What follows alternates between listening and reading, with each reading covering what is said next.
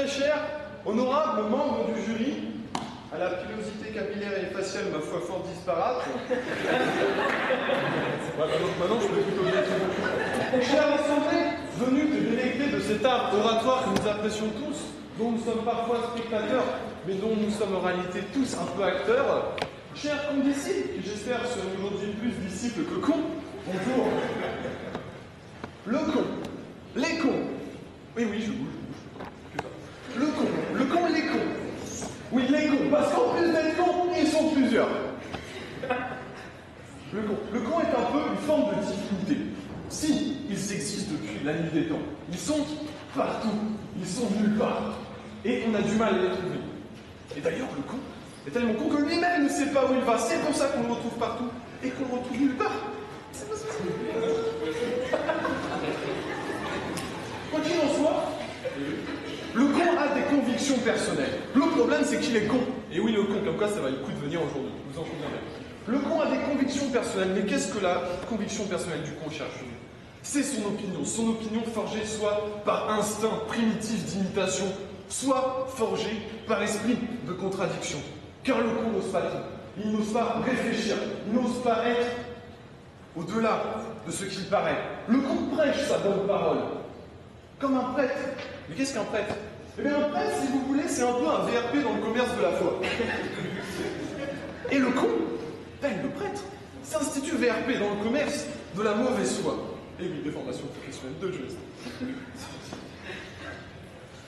Et pour bien vous en convaincre, cher juge, il convient de prendre l'exemple le plus probant qui soit. En effet, Jamy, prenons l'exemple d'un organisme un seul nom.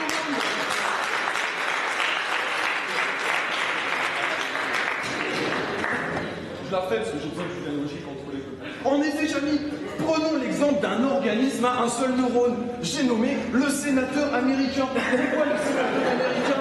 Oui, non, c'est pas une blague. Le sénateur américain, je ne sais pas si vous suivez l'actualité, cher membre du jury, un sénateur américain. Ça, c'est pas un con, un sénateur. Vous avez vu un sénateur con? Il y en a merde. Non, le sénateur n'est pas con, député. Il a un minimum de connaissances. Et pourtant, pas plus tard que la semaine dernière, un sénateur américain au Congrès est venu devant l'Amérique entière, comme moi je me tiens devant vous, et a dit la chose, une des choses les plus affligeantes qui m'a été donnée de voir dans l'institution universelle qui représente le peuple. Aussi, étant donné qu'on en est à ce point-là, je me permets de me balader. Pour faire comme ce sénateur qui fait n'importe quoi alors qu'il a ses fonctions. Et oui, le sénateur américain est venu au Congrès et vous savez ce qu'il a fait? Il a sorti une boule de neige d'un sac. Il l'a pris et il a dit, regardez, ça c'est la preuve que le réchauffement climatique c'est du vent. Et après il l'a jeté. Et moi ça m'afflige, normalement vous devez avoir les têtes consternées. Bon bref, quoi qu'il en soit, oui, le con n'ose pas. Le con n'ose pas être au-delà de cette... Il n'ose pas défendre de juste cause comme ce sénateur américain, visiblement sous influence de lobby. Non, le con n'ose pas défendre autre chose que son intérêt personnel. Et pour bien nous en comprendre, c'est pourtant... Oui, ici, vous l'avez évoqué, je vous en remercie. Je vais rebondir là-dessus, c'est cool. Pourtant, pour comprendre que le réchauffement climatique, c'est pas du bidon, il suffit tout simplement d'ouvrir un livre de physique ou d'être pastafariste. Car chez les pastafaristes, apprenez que l'on sait que la cause du réchauffement climatique est due au déclin des pirates. C'est l'un des commandements fondateurs de cette religion. Bon, je le rappelle, Monsieur Spaghetti. Le problème du con, c'est que c'est une notion relative. En plus, et oui, on est tous un peu le con de quelqu'un. Et cette notion est problématique. Car le con, et oui, le con est con. D'ailleurs, tel que le disait Kelsen, parce que oui, le juriste aime les citations et les arguments d'autorité. Au même titre que l'état de droit semble être un pléonasme, le con est con. Je vous le rappelle pour bien cerner la chose et vous montrer que le con n'ose pas tout. Car s'il n'ose pas tout, c'est bien parce qu'il est con.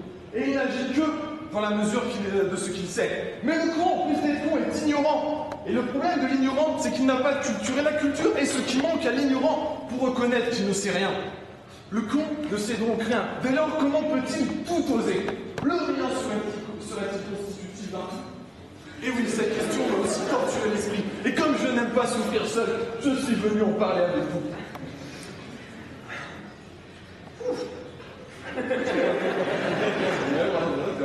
Bref, le con, par sa seule qualité, est qualitas, aquarium curriculum vitae, car le juif même les citations latines, même quand ça ne veut rien dire. D'ailleurs, tel que le disait le roi Lot, cet illustre souverain, dans Camelot d'Alexandre Astier, rétro P4 Rex Domini. Ça n'a strictement aucun sens, mais bon, il y a rétro, il y a P4, on peut vaguement faire quelque chose. Et oui, le con, par sa seule qualité, se trouve limité.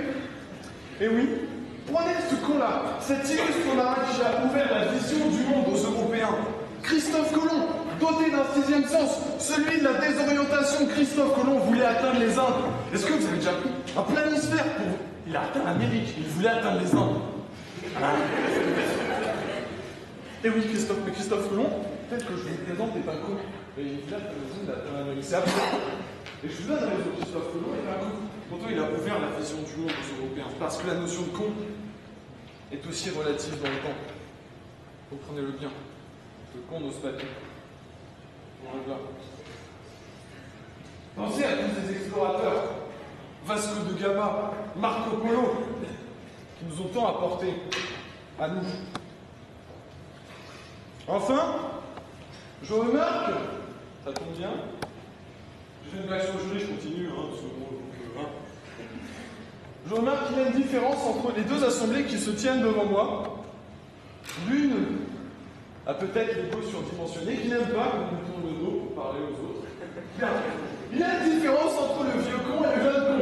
Sachez-le. Non, c'est qui le jeune con?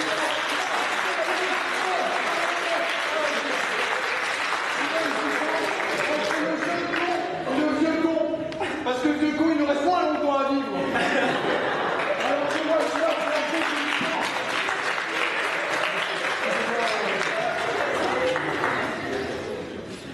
Je voudrais vous parler d'un autre exemple de con, dont l'un de mes camarades a évoqué le propos tout à l'heure. Et oui, l'humain.